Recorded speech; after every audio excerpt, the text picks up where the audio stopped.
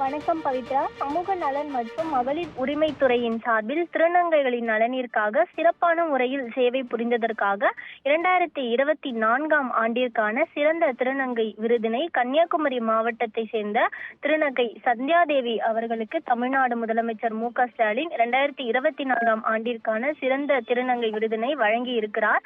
குறிப்பாக விருதானது திருநங்கைகளின் நலனிற்காக சிறப்பான முறையில் சேவை புரிந்து திருநங்கைகளுக்கு முன்மாதிரியாக திகழக்கூடிய ஒரு திருநங்கையை சமூக நலன் மற்றும் மகளிர் உரிமைத்துறை அமைச்சர் தலைமையில் அமைக்கப்பட்டுள்ள குழு தேர்வு செய்யும். இந்த குழு தேர்வு செய்யப்பட்டு சமூக அடிப்படையில் இந்த விருதானது வழங்கப்படுகிறது. கடந்த 2021ஆம் ஆண்டு முதல் தமிழ்நாடு அரசால் விருதானது வழங்கப்பட்டு வருகிறது. மேலும் இந்த விருது வழங்கக்கூடிய இந்த திருநங்கைக்கு 1 லட்சம் ரூபாய்க்கான காசோலை மற்றும் பாராட்டு சான்றிதழும் வழங்கப்படுகிறது.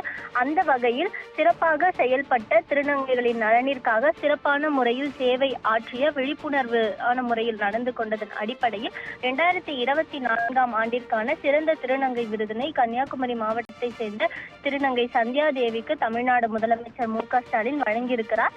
இதனைத் தொடர்ந்து தமிழ்நாடு பால் உற்பத்தியாளர்கள் கூட்டுறவு இணையத்தின் சார்பில் 10,61,00,000 ரூபாய் செலவில் கட்டப்பட்டு இருக்கக்கூடிய 50 லிட்டர் பால் உற்பத்தி திறன் கொண்ட 2 பால் பண்ணைகள், 5000 லிட்டர் திறன் கொண்ட தயிர் மற்றும் மோர் தயாரிக்கும் ஆலை மற்றும் ஆய்வக கட்டடம் ஆகியவற்றை தமிழ்நாடு முதலமைச்சர் மு.க.ஸ்டாலின் திறந்து வைத்திருக்கிறார்.